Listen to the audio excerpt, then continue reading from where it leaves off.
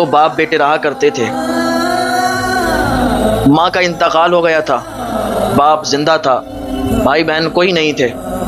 تو ماں کے انتقال کے بعد بیٹا بالکل اکیلا تھا، صرف باپ کا ساتھ تھا، اور باپ بھی بزرگ ہو چکے تھے، باپ بھی بوڑھے ہو چکے تھے، بزرگ ہو چکے تھے، کمزور ہو چکے تھے، دوائیاں کھا رہے تھے، بیماریوں میں گھرے ہوئے تھے۔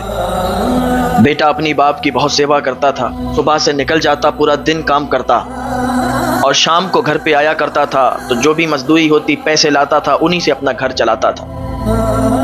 ایک دن باپ سے کہنے لگا کہ بابا، کافی عرصے سے، کافی دن ہو گئے ہم لوگ اسی طریقے سے اپنی زندگی گزار رہے ہیں، صبح سے نکلتے ہیں، شام کو آتے ہیں، اور اس طریقے سے محنت مزدوری کر کے ہمارا گھر چل رہا ہے۔ بابا، میں چاہتا ہوں کہ میں شہر نکل جاؤں اور شہر میں اچھے پیسے کما کے لاؤں۔ والد نے کہا، باپ نے کہا، بیٹا یہ میری نصیحت ہے کہ تم شہر نہ جانا، اگر تم شہر چلے جاؤ گے تو پھر میری خدمت کون کرے گا؟ میں ٹھہرا بوڑھا انسان، کمزور انسان، بیمار انسان، مجھے دوائیاں کون لا کے دے گا؟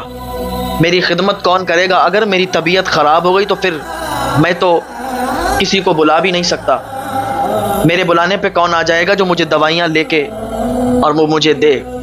میرے بلانے پہ کون آئے گا جو مجھے کہیں لے کے جائے اگر طبیعت بگڑ جائے؟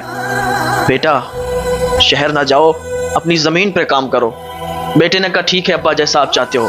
پھر کافی دنوں کے بعد ایک دن بیٹے نے اپنے باپ سے کہا، بابا بڑا دن ہو گئے، کافی دن گزر گئے، میں چاہتا ہوں کہ میں شہر جاؤں، اور آپ بھی اب مجھے روک نہیں سکتے۔ اس دن بیٹے کے تیور بدلے ہوئے تھے۔ جب تک گھر صحیح رہتا ہے، باپ ہو یا بیٹا ہو یا بیٹی ہو، کوئی بھی ہو، جب تک انہیں کوئی بھڑکاتا نہیں ہے۔ جب انہیں کوئی بھڑکا دیتا ہے، جب انہیں کوئی بہکا دیتا ہے، تو پھر ان کے دماغ تبدیل ہو جاتے ہیں، ان کے تیور الگ ہو جاتے ہیں، ان کے رویے بدل جاتے ہیں۔ ہم نے نہ جانے کتنے گھروں کو دیکھا ہے جو دوسروں کے بھڑکانے پر، بہکانے پر آئے اور ان کے گھر برباد ہو گئے، وہ برباد ہو گئے، بربادیوں کی طرف چلے گئے۔